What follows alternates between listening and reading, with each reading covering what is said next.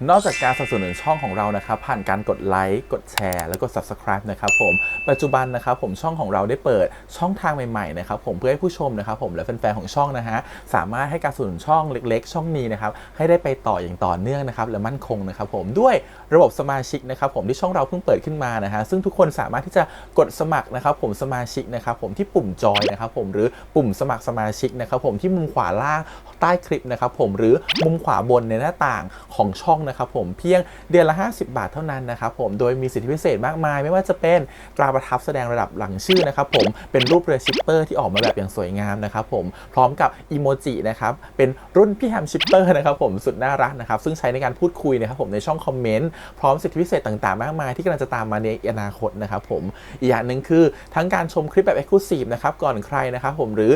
โอกาสที่จะได้ทำกิจกรรมต่างๆร่วมกันในอนาคตนะครับผมก็สำหรับสมาชิกเท่านั้นนะครับผมที่เก็บสิทธิ์นี้เอาไว้ให้กับทุกๆท่านนะครับแต่หากระบบสมาชิกยังไม่หนำใจนะครับผมเรายังมีช่องทางอื่นให้สนับสนุนกันนะครับผมไม่ว่าจะเป็นระบบซุปเปอร์แตงนะครับผมซึ่งหากผู้ชมเนี่ยเจอสัญลักษณ์นะครับรูปหัวใจนะครับผมที่มีดอลลาร์ไซน์นะครับผมหรือสัญลักษณ์รูปเงินดอลลาร์อยู่เนี่ยข้างใต้คลิปใดคลิปหนึ่งเนี่ยสามารถที่จะคลิกนะครับผมเพื่อโดเนทนะครับผมแทนคำขอบคุณนะฮะเพื่อเป็นการสนับสนุนช่องได้นะครับหรือจะเป็นการโดเนทนะครับผ่านบัญชีธนาคารนะครับผมซึ่งได้ใส่รายละเอียดเอาไว้แล้วนะครับข้างใต้คลิปนี้นะครับผมเอาไว้ที่คำบรรยายใต้คลิปนอกจากนั้นนะครับผมเรายังได้เปิด Line Open Chat นะครับซึ่งชื่อว่า ATS Channel Family นะครับผมก็เลยขอเชิญชาวช่องทุกคนนะครับผมเข้าร่วมห้องแชทได้โดยไม่มีค่าใช้จ่ายใดทั้งสิ้นนะครับผมเอาไว้พูดคุยแลกเปลี่ยนข่าวสารกันนะครับผมในครอบครัวของเราและผมได้จัดทำสติกเกอร์ลายรุ่น Lovely พี่แฮมนะครับชิปเปอร์นะครับเอาไว้เป็นสติกเกอร์ที่ใช้พูดคุยกันด้วยนะครับจะได้ใช้คุยกันในกลุ่มก็น่ารักดีนะครับผมหรือจะเอาไปใช้คุยกับเพื่อนๆส่วนตัวก็ได้นะครับไม่ติดอะไรเลยนะครับผมตั้งใจทำออกมามากๆนะฮะเพียงชุดละ35 บาทเท่านั้นนะครับผมใช้ได้ตลอดชีพนะครับผมก็หวังว่าทั้งหมดนี้นะครับผมจะเป็นเรื่องราวดีๆที่จะเกิดขึ้นกับช่องของเราและชาวช่องของเราทุกคนนะครับผมเพื่อมุ่งหน้าต่อไปสู่ปี 2023 ปีนี้และก้าวต่อไปด้วยกันอย่างมั่นคงนะครับผมอย่าลืมสนับสนุนกันนะครับขอบคุณครับ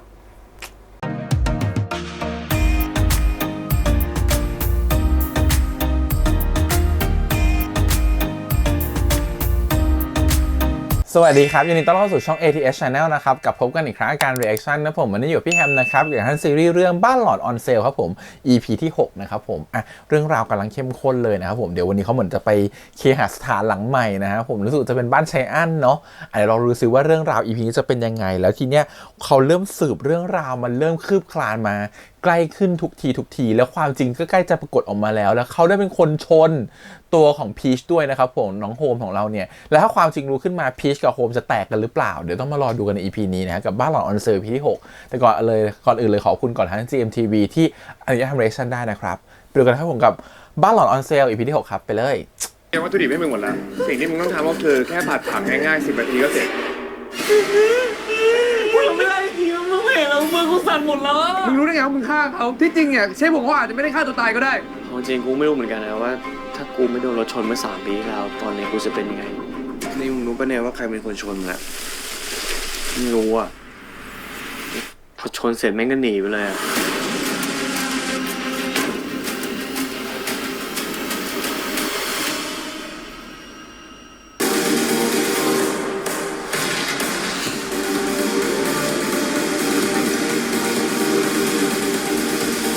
เล่าวันนั้นเหรอเล่าอดีตวันนั้นเหรอมาเจ็บชนไปเลยไหมล่ะ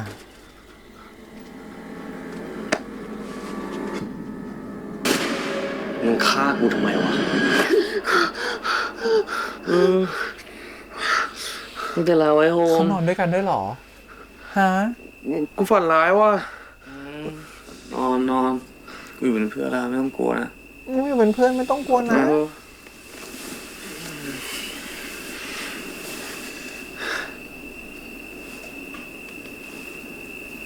ไอ้พีท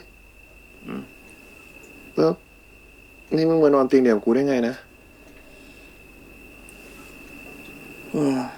นั่นดิยังไงอ๋อยังไงกูนึกออกแล้วกูมาหามึงไงโฮมฝันอยู่ปะเนี่ย ฆ่ากูมึงฆ่ากูมึงฆ่ากูมึงฆ่ากูมึงฆ่ากูมึงฆ่ากูมึงฆ่ากู คือว่ามันนอนด้วยกันได้ยังไง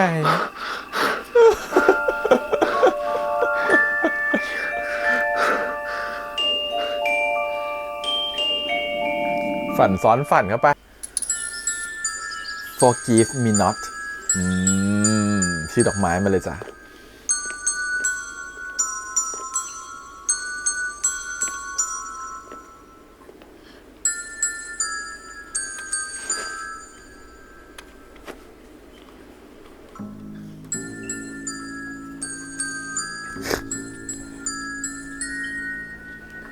ทุกคนขอบคุณมากเลยนะ ตอนนี้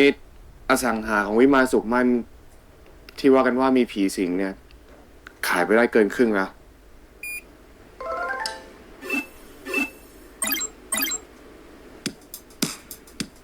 ตอนนี้เหลือที่รอเคลียร์ก็แค่ไม่กี่ที่ค่ะ ที่สำคัญใหญ่ๆ ก็จะเป็นอเวนิวคลองไซแดงที่คุณป้าสมพรดูแล กับคฤหาสน์หลังใหญ่ที่คุณโฮมยังไม่ได้ประกาศขาย นั่นไง เพราะว่าชาวเน็ตเนี่ยเขาต้องเชื่อว่าเฮียปราบผีได้แน่ๆเรามันเลิศมันดีมทีมอะเนาะ ไอ้โฮมดีใจด้วยนะมึง ต่อไปนี้เนี่ยกูกับมึงจะได้หมดเวรหมดกรรมกันสักทีนะ โอ้ยตายแล้วฟูว่าเวรกรรมอีก โอ้ยตายแล้ว เป็นไร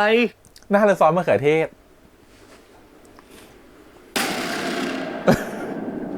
มึงอะไรปะเนี่ย พี่เป็นไรปะเนี่ยทำเหมือนกับเห็นผีอะไม่สบายเปล่า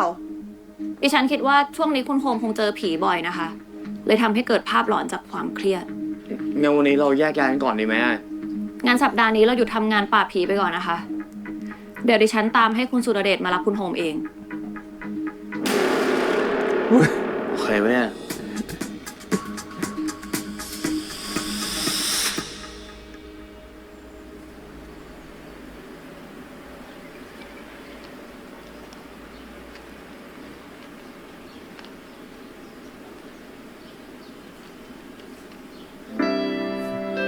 น้ำเขียวน้ำแดงด้วย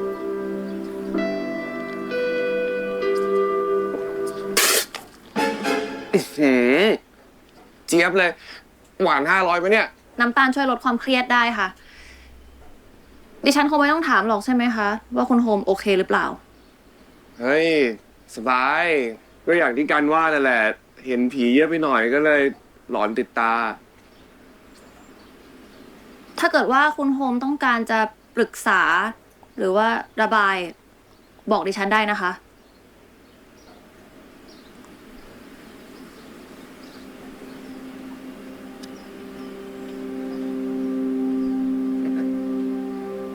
กัน เธอเคยทำเรื่องพลาดไหมพลาดแบบที่เขาเรียกว่า อุกชะกัน พลาดมหันต์เรื่องมันก็จบไปตั้งนานแล้ว แต่พอได้รู้ความจริง มันก็กลับมาหลอกหลอนอีกครั้งหนึ่ง แล้วคือคุณโฮมเพิ่งรู้ความจริงนั้นเหรอคะ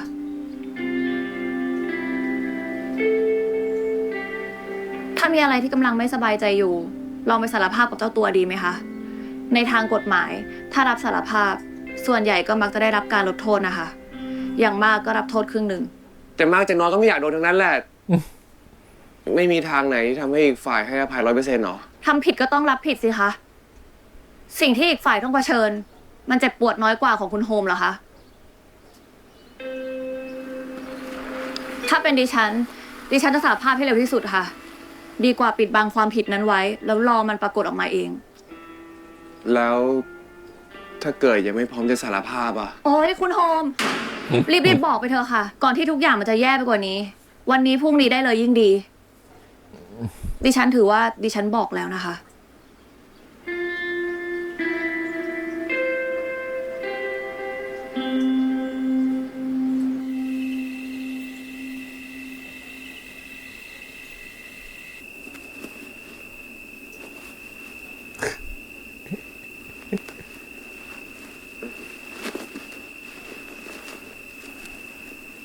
แล้วดูที่ปิดตา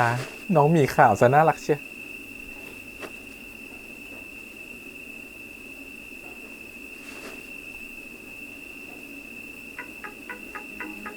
สี่ตาหมอปลาผีสี่ตานะจ๊ะชื่อตั้งชื่อ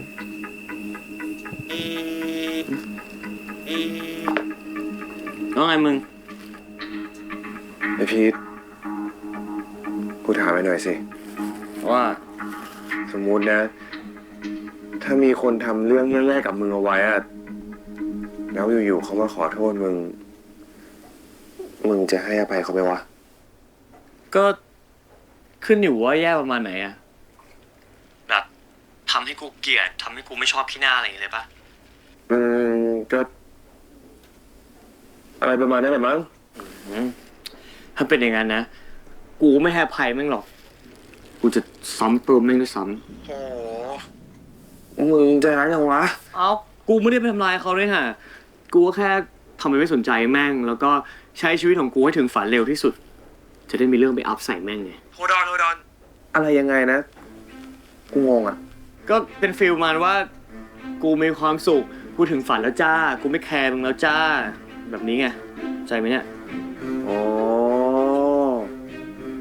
แล้วความฝันของมึงอะคืออะไรวะ จะทำตามความฝันให้เขาสำเร็จเหรอเราให้บอก ทำอาหารแหละกูอยากทำฟูลคอร์สเป็นของตัวเองแบบได้เล่าเรื่องราวชีวิตของตัวเองอะไรเงี้ย What แค่นี้เลยเหรอวะ ไม่พอหรอกทีนี้อะเราก็ต้องทำไปเสิร์ฟลิงวัง แล้วก็ต้องเชิญพวกไฮโซมากินด้วยอะไรเงี้ยแล้วแบบมีถ่ายทอดสดทุกช่องอะไรเงี้ยแบบรวมกันจะบอกผิดอะไรเงี้ย เอา เอาหมด เอาเลย ฝันมึงละไม่ได้ฝันกูละ นี่นะโอ้เดี๋ยวนี้เป็นพี่ชายแบบนี้หรอ เฮ้ยมึง ตอนแรกที่การบอกว่าสัปดาห์นี้กูจะพักอ่ะ กูเปลี่ยนใจละ เดี๋ยววันพิสูจน์เดชไปรับพวกมึงเลย tomorrow morning เอาอะไรวะ ไหนบอกพรุ่งนี้พักเนี่ย นั่นดิกลับคำแบบเนี้ยแย่อะ ปังๆไม่ต้องไปก็ได้นะ เฮ้ย ไม่ได้แบบนี้แย่กว่าอีกปังจะไปด้วย ปังไปด้วย ปังไปด้วย ปังไปด้วย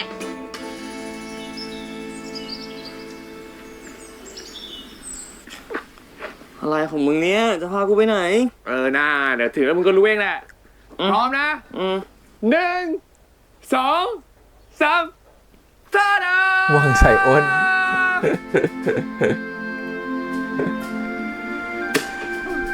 จะได้มาชดเชยความผิดที่เคยทำไว้ตอนนั้นทำอาหารให้เขาแบบว่า อะไรวะเนี่ย มึงจะให้กูมาปราบผีในวังเหรอ โอ้ my gosh นี่เราจะมาปราบผีท่านเจ้าคุณเหรอ กูจะมาทำความฝันของมึงให้เป็นจริงนะฮะ มึงอย่ามาบ้านะ มึงพูดจริงปะเนี่ย มึงอย่ามาล้อเล่นนะ เฮียจะได้ทำอาหารในวังแล้วเหรอ ไอพี่หองเก็บไปจ่ายตั้มกัน แล้วไม่ได้มีแค่นี้นะ ยังมีนี่อีก ว้าวพี่บอลต้องไปถ่ายรายการด้วยอ่ะเฮ้ยแล้วใครเป็นพิธีกรอ่ะ แล้วเขาดังไหมอ่ะฟังขอไปถ่ายรูปด้วยได้ไหม นี่เลย ถ่ายรูปกับตัวเองเวอร์ ที่จริงก็ชอบแหละ ดูออก ก็ไม่ได้ติดอะไรอยู่แล้วป่ะแม่ เชฟปลอม เดี๋ยวก่อนค่ะ เราไม่ได้ตกลงกันเรื่องนี้นี่คะรักเธอได้หรือเปล่า ให้ฉันกี่คะแนนอยากมีเธอเป็นแฟน ถ้าเกิดการไม่ยอมตกลงเนี่ย ก็ถึงเวลาแล้วที่โลกจะต้องรู้จักกับทนายศิลปินสาวจากวิมานสุขมั่น ว้าวเทสตีนะแม่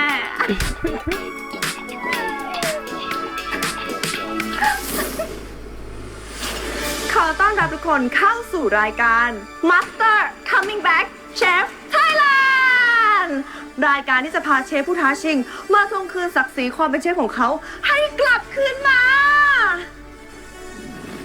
เฮีย สวัสดีครับ ผมพีทครับ เชฟพีทครับ โอ้ยเฮียอันเนี้ยเอาแบบวงการบันเทิงได้ปะขอ energy นะเจียมุดมูดอ่ะตั้งใจหน่อยดิ ใครไม่เต็มที่คะ นี่ก็แข็งมาก รีบๆถ่ายเถอะค่ะ จะได้จบ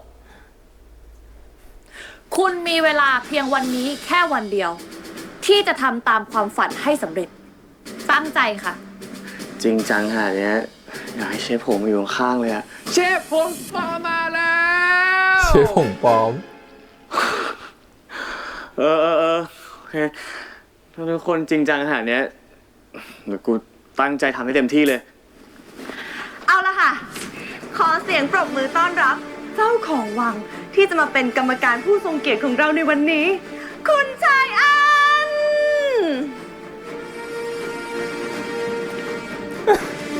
เกิดอะไรขึ้นกับเขาด้วยคุณชายอัน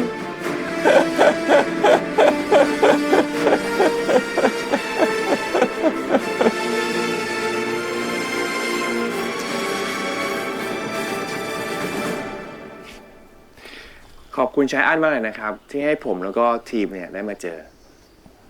ตระกูลเราอะรู้จักกันมาตั้งแต่คุณปู่สมัยละเรื่องแค่เนี้ยอันโอเค no problem จะเจอตัวแล้วก็พอเนาะลานะ เดี๋ยวสิครับท่านชายครับ คือพอดี ช่วงนี้ยิ้มเยอะ ทางผมแล้วก็ทีมเนี่ยต้องขอบคุณมากเลยนะครับ ที่ท่านชายเนี่ยให้สถานที่ในการถ่ายทำรายการครับ ไม่เห็นมีใครขอเลย พวกเราเนี่ยก็เลยอยากจะขอบคุณด้วยการให้ชายอั้นเนี่ยมาเป็นกรรมการในการตัดสินฟูลคอร์สครั้งนี้ครับ ตอนนี้พี่ชายของหนูเนี่ย เปลี่ยนไปเป็นคนละคนเลยนะคะ กินครั้งเนี้ยรับรองว่าไม่ตุยแย่แน่นอนค่ะ What did you say นี่พูดภาษาอะไรอะหนู เฮียลำตัวดิ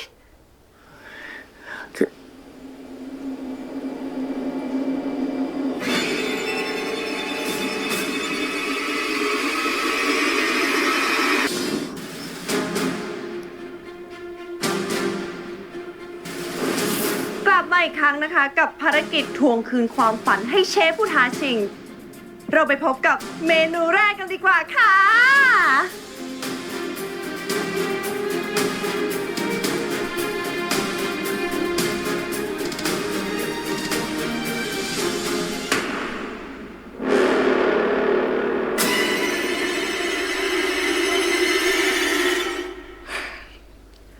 สวัสดีครับ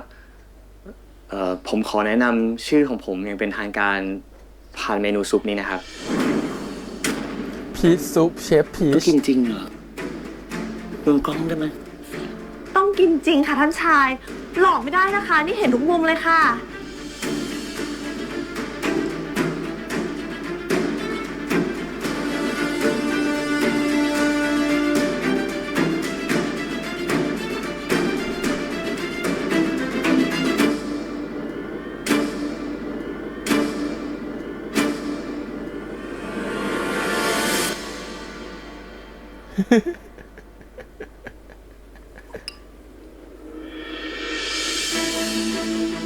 โอ้ my god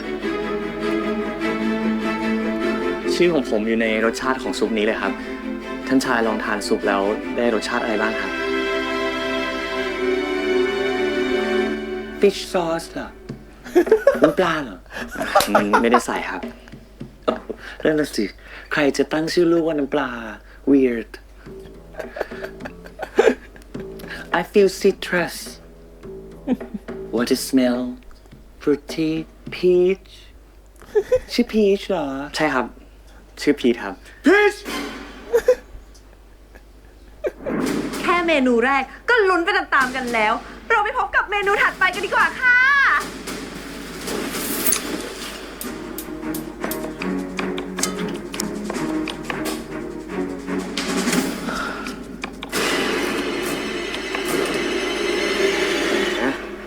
พอรู้ไม่กลัวก็ท้าทายกันใหญ่เลยนะ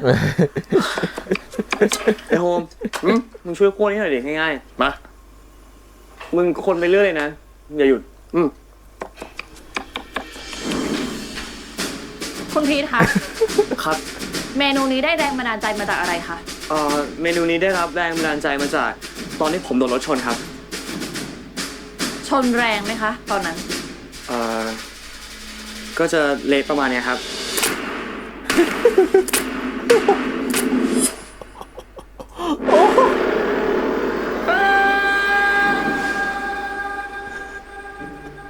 Your brother นี่โอเคจริงป่ะเนี่ย พูดตรงๆนะอันไม่ไว้ใจเลย เฮียหายดีแล้วจริงๆค่ะ แต่เมื่อกี้น่าจะเป็นเสียงพี่โฮมอะค่ะ เป็นอะไรคะคุณโฮม เปล่า ไม่มีอะไร ดูร้อนรนแปลกๆนะคะ มึงโดนเตาปะเนี่ย ไหวไหมมึง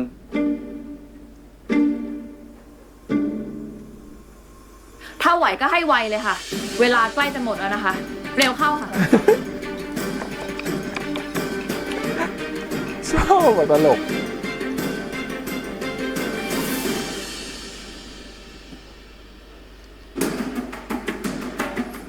เมนูนี้มีชื่อว่าผัดไทยกุ้งหัวแบะหน้าประตูผีครับ เป็นการเอาผัดไทยประตูผีมารีเมจินอันนี้เป็น appetizer ครับ interesting จริงๆ ผมเคยมีความฝันอยากเป็นเชฟครับ แต่ว่าดันเกิดอุบัติเหตุร้ายแรงซะก่อน สภาพก็เหมือนเจ้ากุ้งตัวนี้เลยครับ Oh you poor thing น่าสงสารมาก นี่อันไม่เคยรู้มาก่อนเลยนะเนี่ยว่าแต่เชฟพีทเอามาเสิร์ฟทำไมตั้งมากมายเนี่ย a lot พอดีผม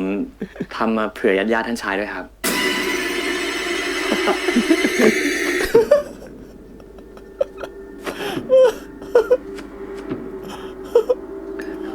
so funny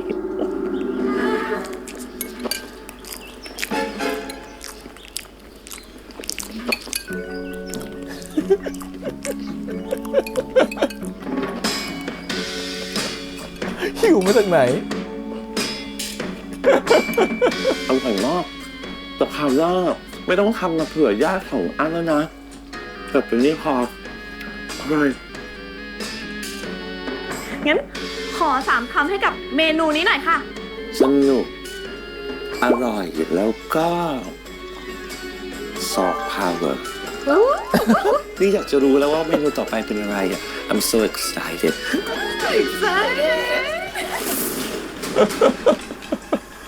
โอ้ยอย่ายิ้มเยิ้มหมอบอกลองแก้มมันยับเลยเนี่ย จานนี้เรียกว่าอะไรคะเชฟพีท ครับ จานนี้เนี่ยเป็นจานหลักของผมเลยครับ ต้องตั้งใจทำมากๆ เพราะมีถั่วเป็นส่วนประกอบครับ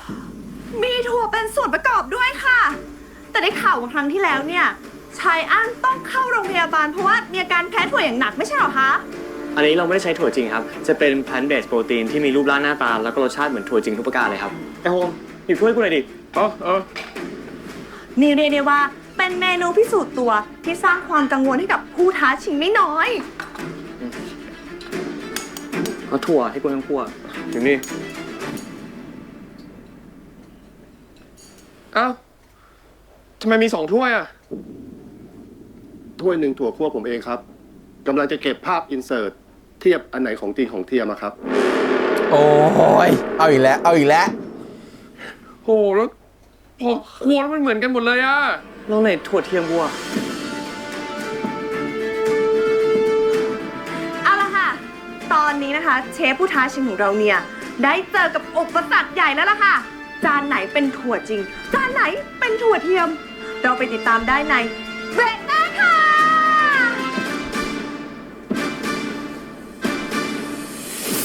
สนับสนุนรายการโดยบริษัทปราบผีวิมานสุขมั่นไร้ขีดจำกัดรับเปิดตี้ปราบผีทุกบ้าน ผิดไม่ได้แล้วคั่วใหม่เธอ จานไหนเป็นถั่วจริง จานไหนเป็นถั่วเทียม พี่สุรเดชครับ เวลาที่ทำอาหารเนี่ยใครเขามายุ่งในครัวครับ โอ้ my god เอาไงต่อเฮีย จานนี้จะไม่รอนานจังคุณการน้ำย่อยอันเดินไปหมดแล้ว Party in my stomach เดี๋ยวดิฉันเช็คให้สักครู่ค่ะ ใกล้เสร็จหรือยังคะ ถ่วงเวลาไปก่อนนะแม่ ใช้ของในกระเป๋าหนูได้เลย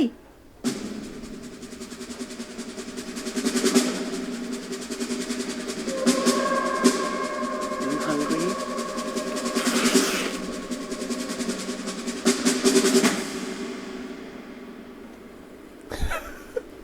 มาทันเวลาพอดี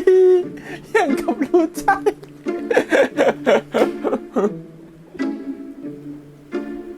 ท่านชายอั้นชอบร้องเพลงไหมคะ ไม่ชอบ แต่ก็ฟังได้อะจะร้องไหมจะร้องก็จะฟังให้ มาทำชิมหน่อย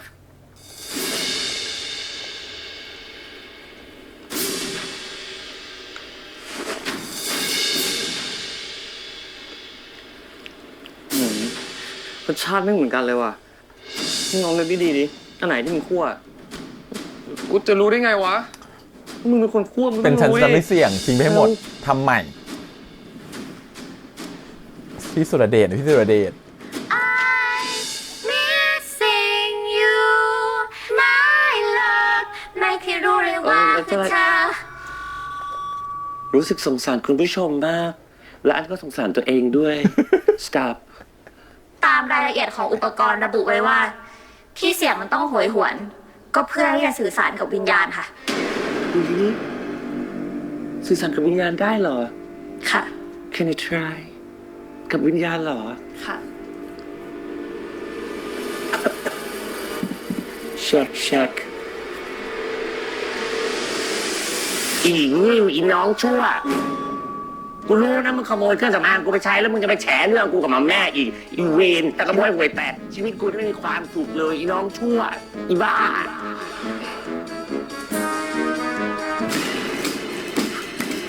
โอ้ยนี่ก็วุ่นวายเพิ่งตายวันแรกเลยโอ้ยโน้สักอันดิ เออ เร็ว ไอพีทคือกูว่า ตายคนแกแล้วก็เชื่อมช้าอืดอาดโคแนนยูฟูลเล็กจะเดลอันไม่ชอบรออันรอแล้วอันได้อะไรอันได้อะไร เร็วโฮมใช้อันไม่ชอบรอ ไอพีท โอ้ยทิ้งเถอะ กูว่าไม่ต้องเสิร์ฟไว้ในจานเนี้ย เสิร์ฟได้ไงวะนี่จานสำคัญของกูนะ พ่อแม่อันไม่ได้จะคอนเฟสคืออันบอกมาว่าอันมีเมียอันพูดจริงแต่นี่อันเป็นผู้ชายครับ sorry ไอพีทคือ กูมีเรื่องจะสารภาพอะ ว่า คือจริงๆแล้ว เฮ้ยเฮียต้องรีบเสิร์ฟแล้วแหละ อันนี้พูดจริงๆนะ คือหลังแล้วกัน คือตอนนี้มึงเลือกให้กูก่อนอันหนึงเพราะไหนคือถั่วเทียมที่มึงคั่ว อันนี้แล้วกันมันมีถั่วไหม้ที่กูคั่วไว้อยู่อะ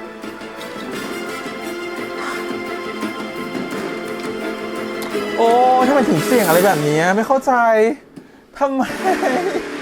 รู้ว่าเป็นเมนูที่แบบว่ามันสำคัญแต่แบบไม่ควรเสี่ยงเล นี่เป็น ย เมนดิชของวันนี้ครับ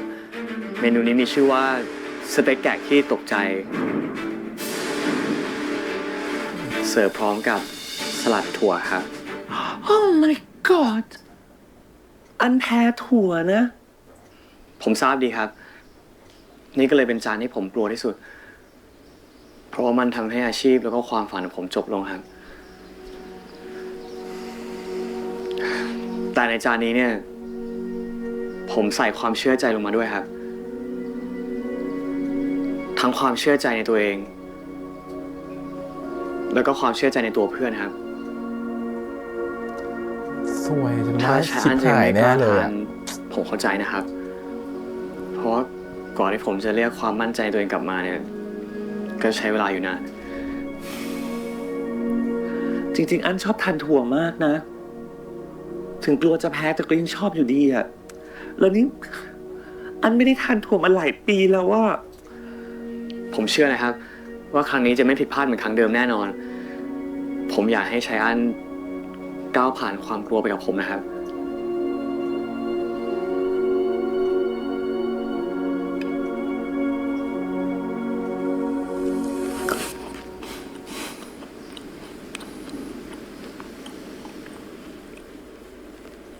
นี่มันถั่วจริง เฮีย เฮีย เฮีย เฮียคุณสุรเดชคะ เตรียมรถไปโรงพยาบาลเลยค่ะ ไอพีทกูขอโทษเดี๋ยวก่อนเลย รอก่อน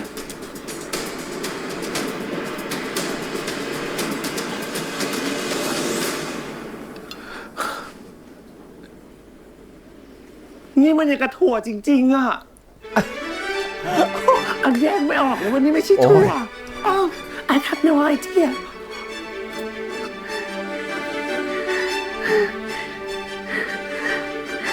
งั้นจานนี้เป็นยังไงบ้างคะ คุณกรรมการ อร่อย กินแล้วรู้สึกดีใจ ดีใจที่เอาชนะความกลัวได้อ่ะ มันไม่ได้น่ากลัวอย่างที่คิดเนาะ It's not that bad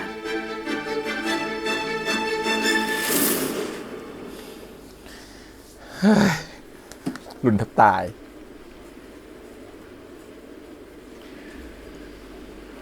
อันนี้เป็นเมนูสุดท้ายของคอร์สนี้ครับ แล้วเชฟพีจะไม่พูดเซนหรอ ผมได้พูดทุกอย่างที่อยากพูดผ่านเมนูผมไปหมดแล้วครับ ไม่ให้อภัย forgive me not อยากให้ท่านชายเป็นคนตัดสินเองว่าจะให้ฟูลคอร์สของผมมันจบยังไงครับ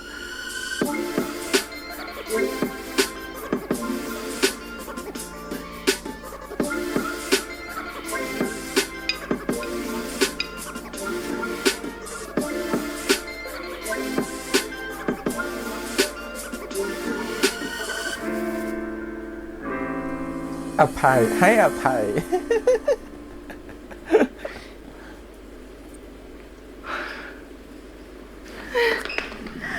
ในที่สุดเชฟพีทของเราก็ทำภารกิจกู้คืนความฝันของตัวเองได้สำเร็จแล้วค่ะ ขอแสดงความยินดีด้วยค่ะ แล้วก็กอดกับแฟนด้วย ไม่ใช่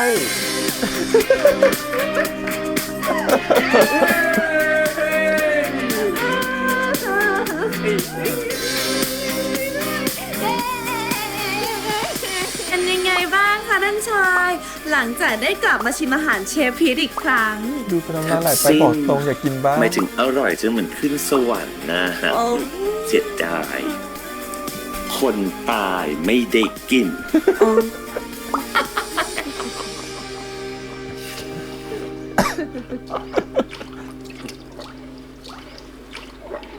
มึงนี่เก่งจังวะ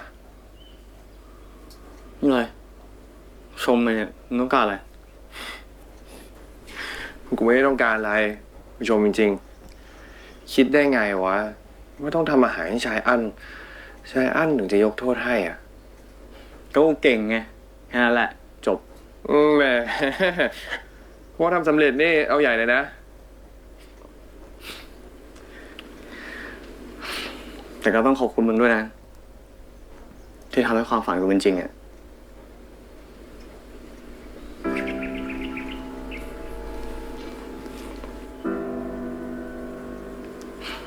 แล้วความฝันมึงคืออะไรวะ ก็คงมีบ้านหลังใหญ่ๆที่อเมริกา มันก็มีเมียสัก10 คนมั้ง เอาดีๆดิ มึงตอบจริงดิ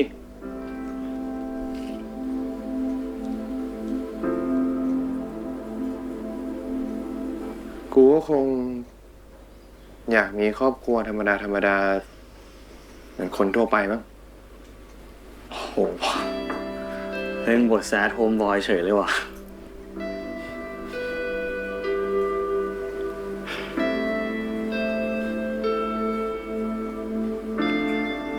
โฮม จริงๆ กูกับปังก็เป็นครอบครัวมึงเลยเว้ย ยังไง ถ้าเขาว่าครอบครัวมึงไม่ได้หมายถึงการมีเมีย10 คนนะ คือการมีสามีคนเดียว แล้วเมื่อกี้ที่ ก็ มึง จ บบ อกว่ามีอะไรจะสารภาพกับกูคืออะไรวะ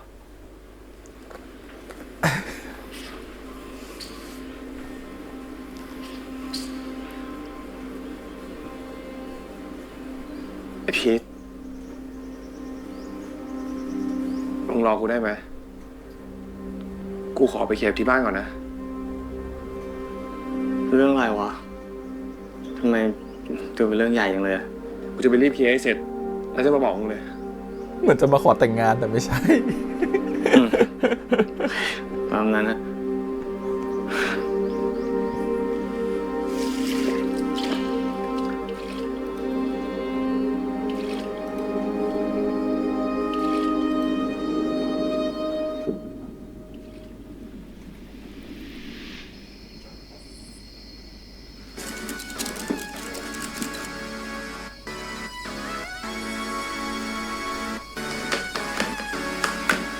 ทำอะไรแพนเค้กเหรอ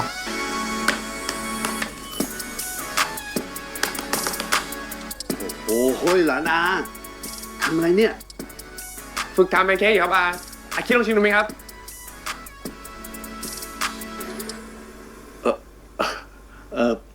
ไม่ดีกว่าพอดีอาลดคาร์บอยู่ ว่าแต่เราเถอะดูท่าทางทำไม่เป็นเลยเนี่ยอาช่วยไหม โอ๊ยไม่เป็นไรครับอาคิดผมอยากทำเองมากกว่าครับ เอาแล้วแต่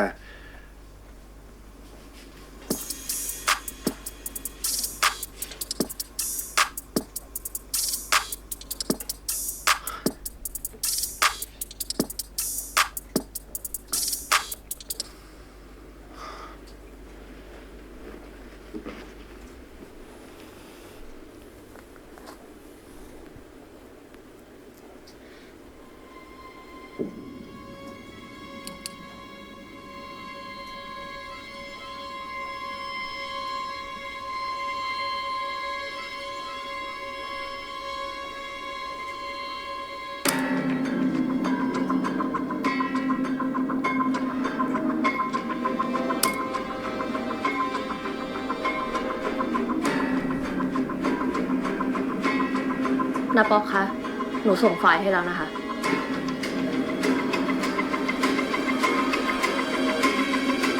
ทำไมทนายการทำแบบเนี้ย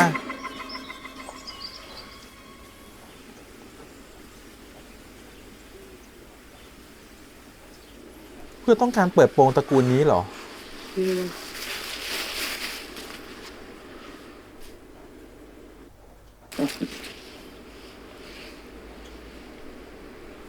พี่พีทเห็นข่าวยัง เหมือนจะเป็นคดีพี่นะ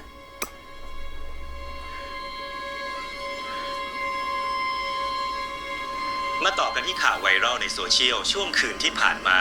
เป็นอุบัติเหตุเมาแล้วขับเมื่อ3 ปีก่อน มีบุคคลนิรนามได้ออกมาโพสต์วิดีโอเผยความจริงที่เกิดขึ้น ไปชมคลิปดังกล่าวกันครับ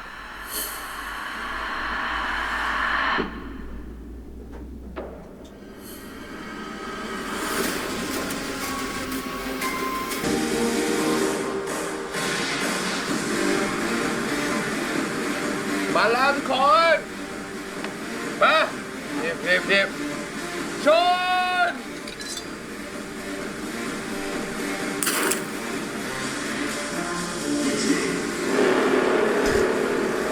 พี่โอปัฏฐาก็โดนเล่าสาดหน้าไปจ้ะ เนี่ย มาร้านเหล้าแล้วก็ไม่กิน จะมาทำไม แหม แค่เขามีตัวเองเนี่ยเขาเอ็นจอยราคาเฮ้ย ยุ่งอะไรกับแฟนกูวะ เอ้าไหนบอกว่าเลิกกันแล้วไง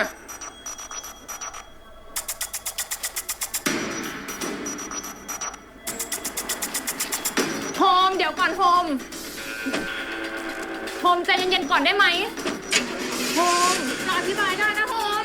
โฮม โฮมเรามาคุยกันก่อนสิโฮม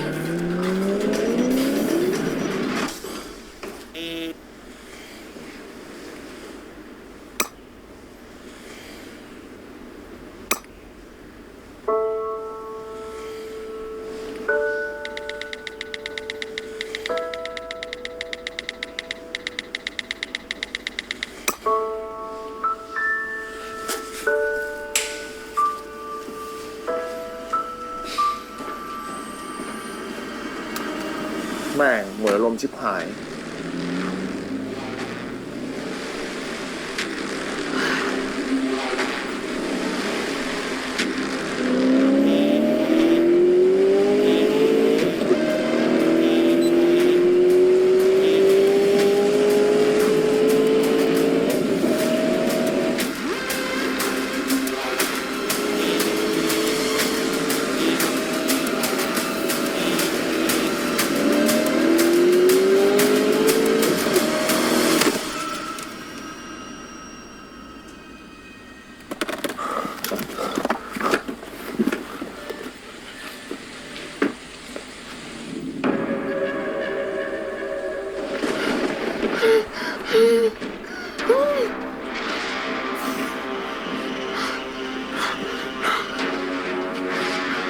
ฮัลโหลว่าไงล่ะนะ ครับทำไงดีครับทำไงดีอะ โฮมเป็นอะไรเกิดอะไรขึ้น ผมขับรถชนคนครับผมขับรถชนคนอะ โฮมใจเย็นๆ ไม่เป็นไรนะ ไม่เป็นไรแน่เลยเขาตายแน่เลย ฟังอานะ มีคนอื่นอยู่แถวนั้นไหม ไม่มีครับมาเดี๋ยวผมวิ่งไปดูเขาเองนะครับมา ไม่ต้องวิ่งไปดูโฮมส่งโลเคชั่นมาให้อาแล้วโฮมรีบออกมาจากที่เกิดเหตุก่อน เราจะไม่ช่วยเขาหรอกครับมา อาจะไปช่วยเขาเอง แต่โฮมต้องออกมาก่อน แล้วเดี๋ยวอาเรียกรถพยาบาลกับตำรวจเองโฮมออกมาเดี๋ยวนี้เลย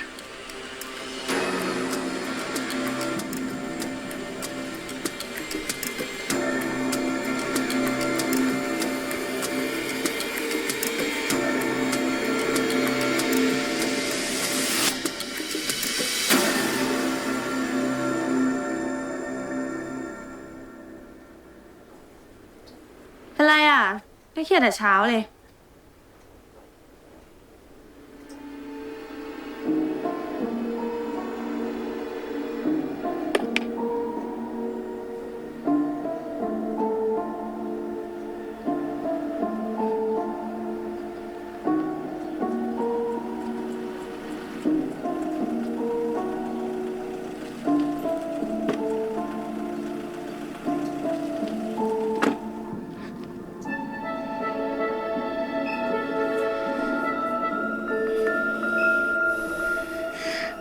นี่ที่ผ่านมาไม่รู้มาตลอดแต่ไม่เคยที่จะบอกเฮียเลยนี่นะ เชียร์ใจเย็นก่อนนะ ไว้เราไปคุยกับพี่โฮมกันไหม ใจเย็นเลยอ่ะปัง ที่ผ่านมามีเชี่ยที่ไม่ทำให้จริงบ้างป่ะ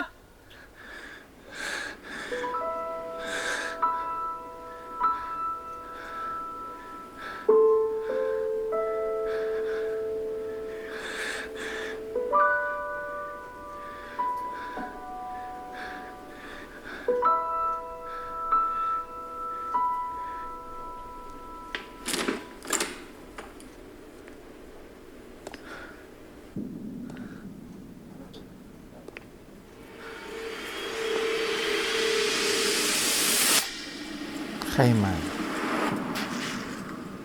ทนายมาเหรอทนายใหญ่ปะ อาคิดมีอะไรครับ โฮมเห็นข่าวหรือยัง ข่าวอะไรครับ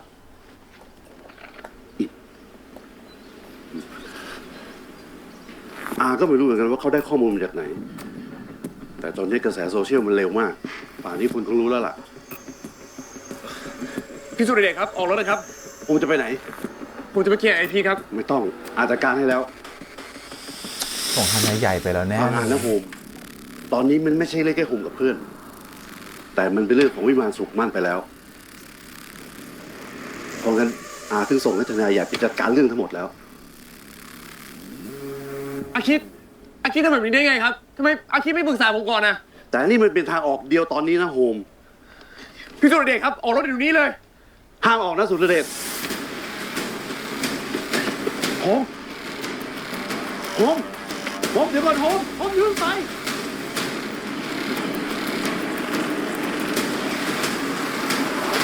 โฮม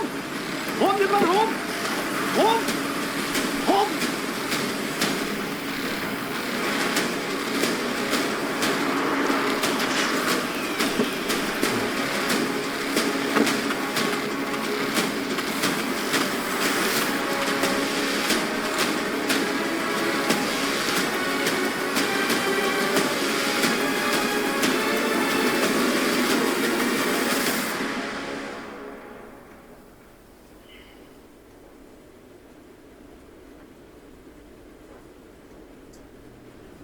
นี่มันรายการทนายใหญ่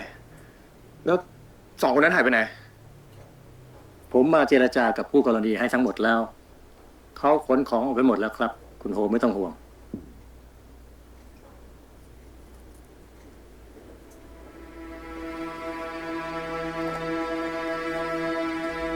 ทิ้งหม้อไว้ด้วยที่สุด คุณทนายใหญ่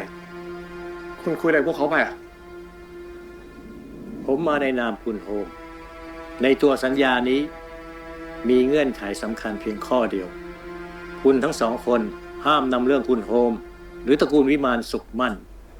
ไปแจ้งความขึ้นศาลบอกต่อ หรือลงในโซเชียลเด็ดขาด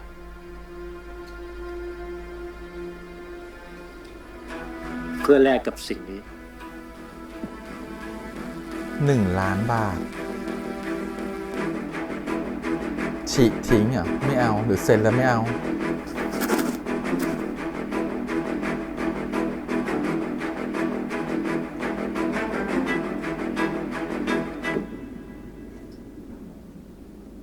ผมขอเปลี่ยนแปลงเงื่อนไขในสัญญานี้ด้วยได้ไหมครับ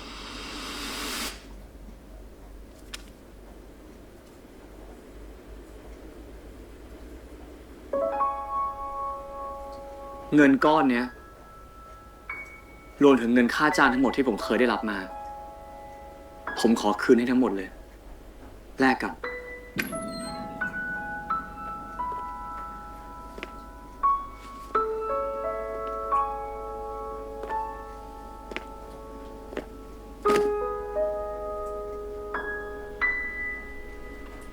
ห้ามคนจากตระกูลวิมานสุขมั่นติดต่อผมมาอีกไม่ว่าจะทางไหนก็ตาม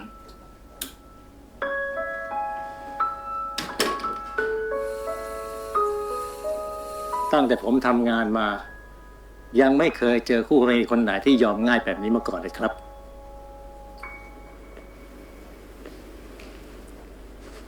นี่คือตอนจบที่ดีที่สุดสำหรับคุณแล้วครับ คุณโฮม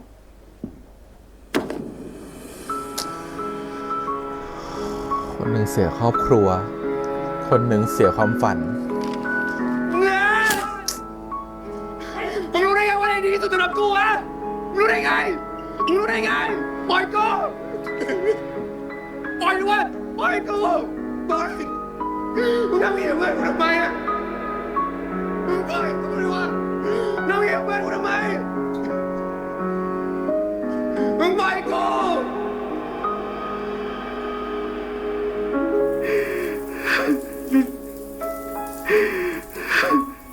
สงสารนะ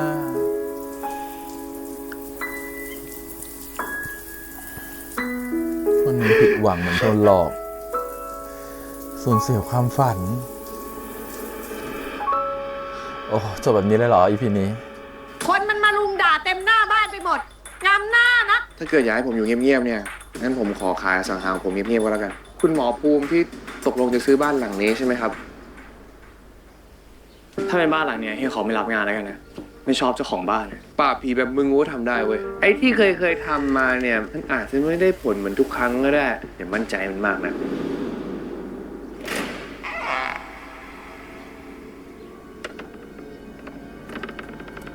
EP หน้าฟอสบุ๊กบท EP ทำดีแต่ความงง ไม่ได้ความงงหรอกตั้งคำถามแล้วกันว่า ไม่เข้าใจว่าทำไมทนายกันถึงเลือกที่จะทำแบบนี้ อาจจะเพราะรักในความถูกต้องมากๆ และทนายกันก็อาจจะไม่ได้มองคุณโฮมดี แบบนั้นและทนายกันก็รู้สึกว่าวิมานสุขมั่นมีอะไรซุกซ่อนอยู่เรารู้สึกว่าการที่ทนายกันมาอยู่ตรงเนี้ยก็อาจจะกำลังจะสืบเรื่องที่มันไม่ดีของวิมานสุขมั่นก็ได้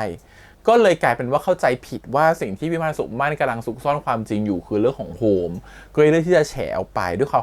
ยความที่เขาเป็นคนเห็นตรงอยู่แล้วแล้วก็ต้องการทุกอย่างมันแบบถูกต้องตามกฎหมายถูกไหมซึ่งเราคิดว่าทนายกันน่าจะรู้สึกผิดในเรื่องนี้ตอนหลังเพราะว่าเขาน่าจะสืบไปเจอต้นตอหรือสืบเจอเรื่องร้ายกว่านั้นที่คุณอาหรือทนายใหญ่ทำเอาไว้แล้วอาจจะไม่เขารู้สึกผิดกับตัวโฮมก็ได้คือเขาไม่ได้เปิดโอกาสหรือรอให้โฮมแก้ไขเพราะมีจังหวะที่ฉากที่ทนายกันมายืนดูโฮมกับตัวของพีชคุยกันเนี่ยมันเป็นฉากที่เหมือนกับโฮมบอกขอเวลาก่อนขอเคลียร์กับที่บ้านก่อนแล้วค่อยมาคุยกับเธอทนายการเห็นแล้วทนายการเห็นก็เหมือนรู้สึกเหมือนผิดหวังอะไรเงี้ยรู้สึกว่าทำไมโฮมไม่บอกสักทีเพราะเขาเหมือนกับว่ากำลังรอให้โฮมบอกอยู่อย่างเงี้ยแต่โฮมที่จะไม่บอกแล้วไปรอเคลียร์ก่อนคือเคลียร์อะไรทนายการก็เลยถือโอกาสนี้ในการส่งไวรัลบอกพวกนักข่าวแล้วก็ปล่อยคลิปที่เป็นความจริงลงไปเลยซึ่งรู้สึกว่ามันเป็นสิ่งที่ทนายการตัดสินใจเองโดยอาจจะเกิดความผิดพลาดก็ได้ซึ่งเราจะเห็นว่าตัวอย่าง EP หน้ามันไม่เห็นทนายการเลยเนาะฉะนั้นเราคิดว่าตัวละครทนายการน่าจะมีประเด็นอะไรบางอย่างแหละที่เรื่องยังไม่ได้เล่าซึ่งเรารู้สึกว่ามันน่าสนใจมากว่าตกลงเขามาเพื่ออะไรเขามาอยู่กับบ้านนี้เพื่ออะไรต้องมาสืบความจริงหรือเปล่าหรือเขาเคยมีปัญหากับบ้านนี้หรือเปล่าหรือเขารู้อยู่แล้วว่ากำลังแบบบ้านนี้ไม่มีประเด็นอะไรสักอย่างหนึ่งแล้วเขากำลังเข้ามาสืบความจริงหรือเปล่าอันนี้คือสิ่งที่น่าสนใจมากๆแล้วรู้สึกว่าแต่ยังไงตัวโฮมก็เป็นคนผิดเนาะแต่ทนายการกำลังตัดสินว่าคนนี้ผิดและไม่ต้องสารภาพความจริงเลยเรื่องที่จะทำร้ายตัวโฮมเราว่ามันน่าจะมีฉากหรือมีบทเรียนอะไรบางอย่างที่ทำให้ตัวกันเปิดใจยอมรับตัวของโฮมมากยิ่งขึ้นเพราะต้องยอมรับก่อนนะฮะว่าในบรรดา6ตอนที่ผ่านมาเนี่ยเรารู้สึกว่าความว่าครอบครัวเราเห็นคนที่วิ่งกอดกันตอนที่เหมือนชนะจากการทำอาหารเนาะที่ทำให้คุณไชอันได้เนี่ยเราจะเห็นว่าจะมีแค่โฮมพีชแล้วก็ปังที่กอดกันเหมือนเป็นครอบครัวเดียวกันเนาะและตัวโฮม ก็ถูกแบบว่าถูกการโอบรับโดยตัวของพีชกับปังว่าก็ถ้าเธอไม่มีครอบครัวเธอก็อยู่กับพวกเราได้นะพวกเรา2 คนก็เป็นครอบครัวเหมือนกันแต่จะมีทนายการคนเดียวที่ไม่เข้าไปกอดหรือเข้าไปร่วมวงกับ3 คนนี้เลยเพราะเขาไม่ได้มองว่า3 คนนี้เป็นครอบครัวของเขาเพราะฉะนั้นคำว่าโฮมหรือตอบให้ได้ว่าคำว่าบ้านคืออะไรอะแล้วว่าจริงๆตอนนี้โฮมกำลังจะตอบได้แล้วเหมือนที่ปู่บอกมาว่าบ้านคืออะไรนั่นคือบ้านก็คือที่ไหนก็ได้ที่มีคนที่เราแคร์แล้วคนที่เรารักอยู่ถูกไหมเราว่าเรื่องคงจะพาไปแบบนั้นแล้วคิดว่าตัวของบ้านของทนายกันน่ะที่ยังไม่เจอก็คือบ้านหลังนี้แหละแต่ตอนนี้มันยังไม่เป็นบ้านของทนายกันเท่านั้นเองทนายกันกำลังเป็นอยู่ฝั่งตรงข้ามกับบ้านหลังนี้อยู่แล้วเดี๋ยววันหนึ่งคงต้องกลับมาเจอกันอยู่ในบ้านหลังเดียวกันก็คือครอบครัวเดียวกันคือ4 คนนี้เนาะแท็กทีมเพราะฉะนั้นเราคิดว่าเดี๋ยวหลังจากนี้ทนายกันคงจะเห็นหรือสงสารโฮมแหละหรือสักอย่างนึงถือเห็นความเจตนารมณ์ที่ดีของโฮมแล้วก็อาจจะมาช่วยโฮมก็ได้หรือรู้ความจริงมากกว่านี้ว่าวิมานสุขมั่นเนี่ยมันไม่ดีแต่มีคุณโฮมที่เหมือนกับแบบไม่รู้อะไรเลยอยู่ตรงนั้นเพราะเขาอาจจะมองว่าคุณโฮมรู้ทุกอย่างก็ได้แต่คุณโฮมเลือกที่จะไม่ทำอะไรตอนนี้เราว่ามันเข้าใจผิดกันอยู่ต้องรอดูว่าเรื่องมันจะพาให้ทนายกันกับโฮมกลับมาเจอกันยังไงมันอาจจะเป็นอสังหาริมทรัพย์ชิ้นใดชิ้นหนึ่งก็ได้ที่ต้องกลับมาเจอกันแต่ตัวอย่างตอนต่อไปเนี่ยก็คือตัวโฮมเนี่ยเลือกที่จะไปปราบผีเองโดยที่ไม่มีตัวพีชแล้วแต่เผอิญว่าพีชตัวนี้เป็นหมอผีชื่อดังเนาะเนื่องจากว่าการเป็นเชฟมันก็ปล่อยคลิปนั้นไม่ได้เพราะคลิปนั้นมันถ่ายทำมาแต่ก็อยู่ในมือของโฮมก็เลือกที่จะไม่ปล่อยคลิปถูกปะคลิปที่เขาทำอาหารให้คุณชายอันก็อาจจะทำให้เขาสุกไม่ดังขึ้นมาแต่ก็จะมีการไลฟ์อะไรต่างๆนิดๆหน่อยๆแต่มันเหมือนกับเขาถูกทำลายความฝันใน EP เนี่ยครับคือความฝันทั้งหมดมันเกิดจากตัวโฮมมันเกิดจากการที่โฮมซื้อหม้อให้โฮมเลือกที่จะเปิดโอกาสให้เขาไปทำอาหารให้คุณชายอันกินแล้วกลายว่าอยู่ดีวันเนี้ยโฮมไม่อยู่วันนี้โฮมคือคนที่ทำลายความฝันเขาโฮมคือคนที่ชนเขาโฮมที่คือคนที่ไม่บอกความจริงทั้งที่รู้อยู่แล้วมันเหมือนเขาแบบเขาไม่อยากมันทำให้เขาอาจจะเกลียดการทำอาหารก็ได้หรือทำให้เขารู้สึกว่าเขาความฝันนั้นมันไม่ใช่ความฝันที่เขาสร้างขึ้นเองความฝันนั้นคือสิ่งที่โฮมสร้างซึ่งมาจากคนที่เขาเกลียดเขาเลยไม่อยากรับมันอีกแล้วก็เลยกลายว่าไอ้ที่ทำรายการไปเขาอาจจะไม่อยากรับในสิ่งนั้นก็ได้มันทำให้เขาทิ้งความฝันนั้นลงไปแล้วจะเห็นว่าฉากที่เขาไปร้องไห้อยู่ในห้องน้ำมันคือการที่เหมือนกับเขาสูญเสียหรือเหมือนความฝันฉันพังทลายลงไปความฝันที่ฉันจะได้เหมือนเป็นเชฟความฝันที่ฉันรู้สึกว่ากลับมาเป็นคนที่แบบว่าสามารถทำอาหารได้ไม่ต้องกลัวผีแล้วเพราะมีโฮมอยู่ข้างๆเขาไม่กลัวผีอีกแล้วอะไรเงี้ยกลายว่าอะไรแบบเนี้ยมันทำให้เขาเลือกที่จะกลับไปเหมือนอยู่ในจุดเดิมคือฉันแบบไม่เอาพวกนี้อีกแล้วฉันกลัวฉันเกลียดในสิ่งนี้อะไรเงี้ยเลยเลือกที่จะแบบกลับมาเป็นแค่หมอปราบผีใน EP หน้าคงจะรับงานปราบผีเนาะแล้วคงเหมือนกับว่าถูกเชิญมาให้มาปราบผีเหมือนกันก็เลยมาปะเจอกันพอดีเพราะว่าเพิ่นว่าคนที่เชิญมาคือคนที่จะมาซื้อแล้วก็ดันเชิญพีชมาและพีชก็ไม่รู้ว่าสังหารที่จะซื้อเนี่ยดันเป็นที่ของโฮมก็เลยมาปะกันมาเจอกันแล้วคิดว่า EP หน้าคง EP ที่ทำอะไรบางอย่างเพื่อคืนดีกันแน่นอนรู้สึกว่ามันคงเป็นการที่สารภาพความจริงหรือ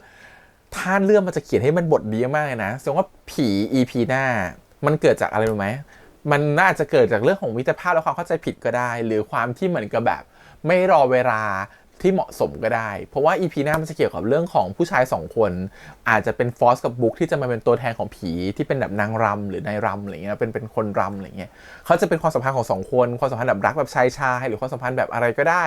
ที่มันอาจจะเป็นตัวสะท้อนลงมาให้เห็นว่า